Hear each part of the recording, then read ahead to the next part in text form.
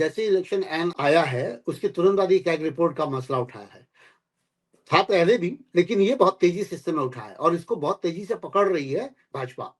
Important बात यह है, दूसरा पॉइंट ये है कि बीजेपी जो है जब भी इस तरह के आरोप लगाती है तो उस पर बहुत तेज खेलती है और दूसरी पार्टियों या विपक्षियों को इसके पीछे बैकफुट पे आना पड़ता है। जबकि जब दूसरे लोग इस पर इस तरह का आरोप लगाते हैं तो बीजेपी उस पर पाक साफ निकल जाती है। एकदम सेम मसला मैं इसलिए कह रहा हूं कि तुरंत अभी केजरीवाल ने 2 दिन पहले ये बात लगाई कि प्रवेश वर्मा जो शायद सिंह वर्मा के बेटे हैं, प्रवेश वर्मा ने अपने क्षेत्र में कंबल और चश्मे और कुछ कपड़े, कुछ ऐसी चीजें बांटी हैं जो पैसे के रूप में तो नहीं है लेकिन सामानों के रूप में हैं। वहां का डीएम ये कह रहा है, क्षेत्रीय जिलाधिकारी, कि कोई भी ऐसा काम नहीं किया गया है। ये रिपोर्ट लेकर के केजरीवाल गए हैं इलेक्शन कमीशन में, लेकिन इलेक्शन कमीशन ने कहा कि कोई ऐसी रिपोर्ट ही नहीं है, इस तरह की कोई बात ही नहीं है। यानी वो पाक साफ बचे जा रहे हैं। कहने का मतलब ये है कि पैसा देकर के वोट खरीदना भी हो अगर, तो बीजेपी खूब बखूबी करती है। हम सब ने देखा है, सरकारें गिराते हुए भी देखा है, सांसदों और विधायकों को खरीदते हुए भी देखा है, लेकिन बावजूद इसके वो पाक साफ बच जाती है और बाकी पार्टियां जब ये करती हैं तो वो घिर जाती हैं। ये कहां से होता है और कैसे मैनेज हो जाता है ये? इसमें 3 बातें हैं। पहली बात तो ये है कि तमाम जो मीडिया, जो मेन स्ट्रीम मीडिया जिसको हम लोग गोदी मीडिया भी कहते हैं, वो भारतीय जनता पार्टी के शिकंजे में, यानी कि ये अधिकतर जो चैनल्स हैं वो अडानी अंबानी के हैं और जो उन चैनल्स पर वही न्यूज आती है या वही नैरेटिव आती है जो भारतीय जनता पार्टी चाहती है। जाहिर है कि उनकी छोटी सी बात, छोटा सा नेता भी कुछ कहता है तो आप और हम तो इस पर चर्चा कर रहे हैं, हमारी रीच जो है 1-2 हजार पार करते या 10 हजार पार करते समय लगेगा। और अगर हम सही और पुख्ता जानकारी भी आपके माध्यम से जनता को दे रहे हैं, एक क्रेडिबल जानकारी, तो उसको पहुंचने में भी बहुत समय लगेगा और ना ही हमारे पास वो व्यवस्था है। तो ये तो पहली बात है कि वो प्रोपेगेंडा पर विश्वास करते हैं, न्यूज पर नहीं, और उस प्रोपेगेंडा को चलाने में जो गोदी मीडिया है भरपूर सहायता करती है। दूसरी बात आप देखें कि मैं शुरू से कह रहा हूं, आप भी उस बहस में हमारे साथ कई बार उपस्थित रहे हैं, कि चुनावी प्रक्रिया को बुरी तरह प्रभावित किया गया है। भारतीय जनता पार्टी जो चुनाव जीतती है वो एक साधारण चुनाव नहीं होती है, उसमें ईवीएम से लेकर चुनावी जो वोट्स को जोड़ने का या हटाने का जो एक प्रयास होता है जिसमें पारदर्शिता बिल्कुल नहीं है। चुनाव आयोग ने ऐसा प्रयास ही नहीं किया और चुनाव आयोग स्वयं भी जो गठित हुआ है, जो अभी जो शायराना हमारे चीफ इलेक्शन कमिश्नर है, उतने निम्न स्तर के शायरी भी सुनाते हैं और उनका कार्यशैली भी लगभग उसी शायरी के समान है। वो भी एक भी वोटर को ये नहीं आश्वासन दे पाए हैं कि मैं उस व्यवस्था को ठीक करने के लिए या उसमें पारदर्शी तरीके से या एक तटस्थ तरीके से चुनाव करवा रहा। तो जाहिर तौर पर उसमें अगर विपक्ष कोई बहुत आरोप भी लगाते हैं, वीडियोज आते हैं, कई बार हम देखते हैं कि जो ईवीएम पकड़ाते हैं, इधर उधर पकड़ाते हैं, या एक बहुत गंभीर आरोप पूरे महाराष्ट्र चुनाव में लगाया गया कि जहां जहां 90% या उससे अधिक चार्ज था, एक दिन पूरे प्रयोग के बाद भी ईवीएम वहीं अधिकतर भारतीय जनता पार्टी जीती। तो और दूसरी बात कि बड़े पैमाने पर वोट जो जोड़ दिए गए बाद में, जो फाइनल काउंट का जो डेटा जारी किया चुनाव आयोग ने, वो कहां से जुड़ा, कैसे आया, कहां से वो वोट्स आए, उसकी कोई भी पुख्ता जानकारी या उसके बारे में कोई ऐसे विवरण नहीं दी गई, आज तक नहीं दी गई है चुनाव आयोग से। तो जाहिर तौर पर ये चुनावी प्रक्रिया में ये बात कि अगर साबित भी हो जाए कि कंबल बांटी गई और उस को डीएम स्तर से लेकर, क्योंकि डीएम अपने इलाके का रिटर्निंग अफसर भी होता है और वहां पर चुनाव का पीठासीन अधिकारी भी होता है, तो जो भी लोग को बिठाए जाते हैं और जो अगर चुनाव आयोग स्वयं प्रभावित है तो उसके आदेश से जो भी यहाँ बैठेंगे वो वैसे ही लोग बैठेंगे जो एक पर्टिकुलर पार्टी को समर्थन करें या उनके जो गलतियां हैं उनको नजरअंदाज कर दें। तो इस तरह से है। लेकिन एक बात पर मैं आपके चैनल के माध्यम से लोगों को कहना चाहूंगा और आम आदमी पार्टी को अप्रिशिएट करना चाहूंगा कि ये चुनाव के बाद नहीं कहने गए हैं कि इसमें ये गलतियां हैं, ये गड़बड़ियां हैं। उन्होंने क्या किया है कि अरविंद केजरीवाल के नेतृत्व में चुनाव शुरू होने से पहले एक डेलीगेशन जाके चुनाव आयोग को मिलकर एक पुख्ता जानकारी और सबूतों के साथ ये कहा है कि कई ऐसे वोट्स जो है, जो जोड़े गए हैं या हटाए गए हैं, वो सही नहीं है और उन पर जांच की जानी चाहिए और जो लोग ऐसा किए उन पर एक कार्रवाई हो। अभी भी जो कंबल के संदर्भ में, बांटने के संदर्भ में जो उन्होंने दिया है, तुरंत जाके चुनाव आयोग को एक व्यवस्था जो है, जो हमारे पास जो उपाय है, यानी हम एक कानून के तहत ही कोई काम कर सकते हैं, उन्होंने कानूनन और वैधानिक तरीके से वो कार्य किया है।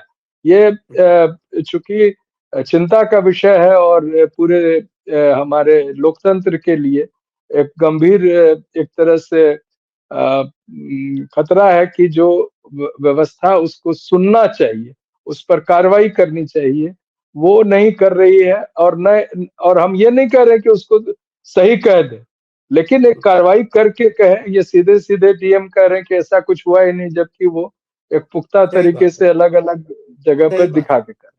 किसी तरह की कोई जी, जांच नहीं बैठ रही, कुछ नहीं हो रहा है, सीधे डीएम कह कुछ दे रहा है नहीं, नहीं। ऐसा कुछ हुआ ही नहीं है। जी, ये बात हुआ ही नहीं। संस्थागत गिरावट सर सच में बहुत तगड़ी है। न केवल आप इलेक्शन कमीशन की बात करिए, सीजीआई से लेकर के चाहे उपराष्ट्रपति कह लीजिए, चाहे लोकसभा अध्यक्ष कह लीजिए, जगह जगह जहां जहां देखिए, हर संस्था में एक बड़ी जबरदस्त गिरावट महसूस की जा रही है। अपने अपने कार्य क्षेत्र के हिस्से के मानिंद लोग अपने ही कामों को ठीक तरीके से निर्वाहित नहीं कर पा रहे हैं। ये बात बहुत स्पष्ट दिख रही है और यही रीजन है कि हर इलेक्शन में कई तरीके के शक उभरते हैं और हर बार ये होता है कि ईवीएम छोड़ करके कुछ और किया जाए। लेकिन फिर भी सर, ये जो जद्दोजहद चल रही है, बड़ी जबरदस्त लड़ाई भी चल रही है दिल्ली की, क्योंकि 3 बार भाई जीत चुके हैं आम आदमी पार्टी के तौर पे। अब चौथी बार भी अगर ये जीत जाते हैं केजरीवाल, तो ये सबसे बड़ा जो नाक का सवाल होगा ये मोदी जी के लिए खुद होगा कि दिल्ली ही नहीं वो उठा पा रहे हैं, जहां पे सातों सात सांसद उनके अपने हो जाते हैं लोकसभा इलेक्शन में। तो ये परिस्थितियां हैं दिल्ली में। आपको क्या लग रहा है कि फाइनली कैसी परिस्थितियां हैं इस समय? अंतिम सवाल। निश्चित तौर पर आम आदमी पार्टी एक बेहतर प्रदर्शन करेगी और लाख चुनावी प्रक्रिया में गलतियां हो, गड़बड़ियां हो, उनके बावजूद ये बेहतर करेंगे। इसके दो तीन प्रमुख कारण यह है कि भारतीय जनता पार्टी एक प्रमुख विपक्ष के रूप में जनता के विश्वास को प्राप्त करने में असफल रही है। जब तक आपको जनता का समर्थन नहीं प्राप्त होगा, तब तक आप प्रभावित भी करना चाहे, गलत तरीके से भी जीतना चाहे, तो उसके लिए भी वोट्स चाहिए। एक आपको एक स्मॉल मार्जिन रहे, छोटी बढ़त मिले अगर किसी पार्टी को, तो वो जो व्यवस्था में आपके लोग हैं उसको अगर तोड़ मरोड़ कर आपके पक्ष में करना चाहे तो कर सकते हैं। लेकिन अगर वो बढ़त जो है, जो एक दोनों के वोट्स में अंतर जो है अधिक बड़ी होगी, तो उसको वो चाह कर भी और किसी तरह से वो कोई भी तरीके से उसको अपने पक्ष में नहीं कर पाएगी, ऐसा दिख रहा है। कांग्रेस पार्टी प्रयास कर रही है। कांग्रेस पार्टी में सबसे बड़ी कमी है, और आज एक गोदी पत्रकार ने ट्वीट किया कि राहुल जी इस समय जब आधा चुनाव बीत गया है तब आके ज्वाइन किए हैं, बाद में वो दोष देंगे ईवीएम को। तो मैंने हाँ। उनको उस पर जवाब दिया कि आप सही कह रहे हैं, हम मान के चल रहे हैं, चलिए वो हार जाएंगे। आप कॉन्फिडेंट हैं, आप इतने आगे हैं, तो एक बार दिल्ली छोटी सी जगह है, यहाँ पर बैलेट से करवा के देख लीजिए।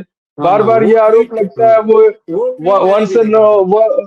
वंस एंड फॉर ऑल, उसको लोग भूल जाएंगे, उसके बाद हाँ, आपकी बात बोलते हैं रह कि जाएगी। परीक्षा परीक्षा शुरू हो गई, और परीक्षा जब शुरू होने के आधे घंटे बाद अच्छा, पहुंच गए राहुल जी। हाँ, उचित तो आप कह रहे हैं। जी जी जी जी जी जी ठीक बात आप कह रहे हैं, ये गोदी मीडिया की बड़ी समस्या है। वो सारी निगाह राहुल जी गांधी पर ही रखे रहते हैं, केजरीवाल। एक्चुअली क्या है सर कि बीजेपी से सामने जब भी लड़ाई होती है तो मोदी प्रचार में जरूर उतरते हैं, लेकिन उस स्टेट के सबसे बड़े जो किरदार होते हैं, चेहरे होते हैं दूसरे पक्ष के पार्टियों के या विपक्षियों के, चाहे केजरीवाल कह लीजिए, चाहे राहुल गांधी कह लीजिए, चाहे आप अखिलेश यादव कह लीजिए, इनके विरुद्ध उनके छोटे जो नेता हैं या जो विधायक हैं, सांसद हैं, वो सब कुछ कुछ बोलते रहते हैं और लगातार हिट करते हैं डायरेक्ट, सीधे राजा को। राजा का मेरा मतलब ये है कि मुख्यमंत्री को। तो ये है उनकी स्ट्रेटेजी का हिस्सा, ये मैं लगातार देखता हूं। बहुत बहुत नहीं, धन्यवाद एक चीज सर। एक चीज और मैं कहना चाहूंगा।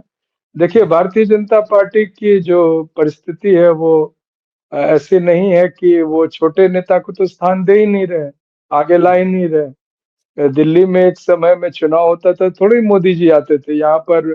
मदन लाल खुराना रहते थे, साहिब सिंह वर्मा रहते थे, विजय कुमार मल्होत्रा जी थे, हाँ, केदारनाथ सुषमा साहनी जी स्वराज, थे एक हाँ। समय में। तो ये एक ना एक कोई नेता या सुषमा स्वराज जी भी कई बार यहाँ दखल दी है यहाँ के दिल्ली की राजनीति में।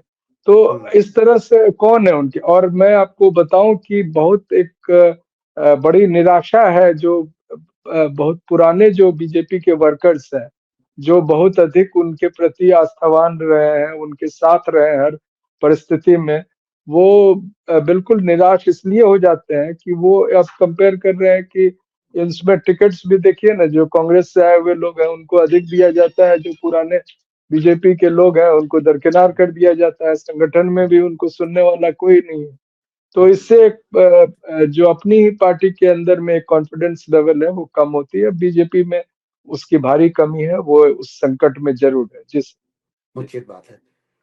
5 फरवरी को वोटिंग होनी है और इस बीच खींचतान लगातार चल रही है। अभी तो 10-15 दिन बचे हुए हैं, तो देखना ये है कि अभी और क्या क्या घटनाएं होती हैं। ऐसी तमाम बातों के लिए हम फिर उपस्थित होंगे। डॉक्टर सूरज मंडल जी का बहुत बहुत धन्यवाद सर। धन्यवाद। और आप हमसे जुड़े रहने के लिए सब्सक्राइब करें YouTube पर, फॉलो करें ट्विटर पर और लाइक करें Facebook पर। और ज्यादा जानकारी के लिए आपको टाइप करना होगा सिर्फ न्यूज नशा।